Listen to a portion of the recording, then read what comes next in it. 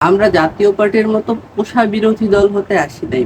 আমরা জনগণের ম্যান্ডেট নিয়ে হয় ক্ষমতায় যাব অথবা শক্তিশালী বিরোধী দল হিসেবে থাকব।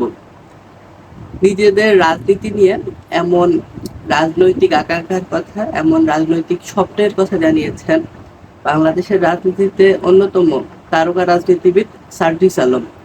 সার্জিস আলম জাতীয় নাগরিক পার্টি, ন্যাশনাল সিটিজেন পার্টি এনসিপির উত্তরাঞ্চলের মুখ্য সংগঠক। তিনি বলেছেন যে জাতীয় নাগরিক পার্টি বাংলাদেশের রাজনীতিতে ৪৬ নম্বর রাজনৈতিক দল হতে আসে নাই।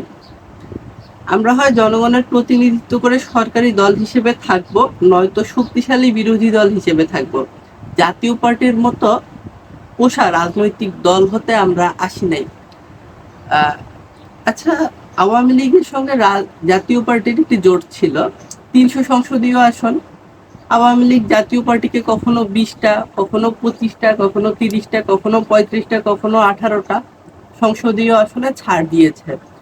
আওয়ামী লীগ যে আসনে জাতীয় পার্টিকে ছাড় দিয়েছে সেই আসনে আওয়ামী লীগের প্রার্থী ছিল না, অর্থাৎ আওয়ামী লীগের রাজনীতির সঙ্গে সম্পৃক্ত এমন কেউ ওই নির্বাচনে ওই আসনে প্রতিদ্বন্দ্বিতা করে নাই এবং নৌকা মার্কা নিয়ে প্রতিদ্বন্দ্বিতা করে নাই। সেখানে দেখা যাচ্ছে যে জাতীয় পার্টির নেতাকেই নৌকা মার্কা দেওয়া হয়েছে, অথবা জাতীয় পার্টির নেতা লাঙ্গল প্রতীকে নির্বাচন করলেও ওই জায়গায় যেহেতু নৌকা মার্কার প্রার্থী ছিল না, আওয়ামী লীগের রাজনীতির সাথে জড়িত এমন কোনো ব্যক্তি প্রার্থী হিসেবে ছিল না, তাই আওয়ামী লীগের সমর্থনটা জাতীয় পার্টির উপরে ছিল। তো আওয়ামী লীগ এবং জাতীয় পার্টি একসঙ্গে জোট করে নির্বাচনী বৈতরণী পার হইলেও যখন আওয়ামী লীগ ক্ষমতায় গেছে তখন আওয়ামী লীগ জাতীয় পার্টিকে বিরোধী দল হিসেবে রাখছিল।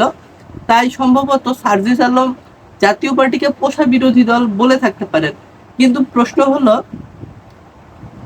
এনসিপি, সার্জিস আলমের দল এনসিপি, এই দলটা কি বিএনপির সঙ্গে জোট গঠন করে নির্বাচনী বৈতরণী পার করবে, নাকি জামায়াতের সাথে জোট গঠন করবে, নাকি কোনো দলের সাথেই জোট গঠন করবে না, নাকি এককভাবে নির্বাচন করবে?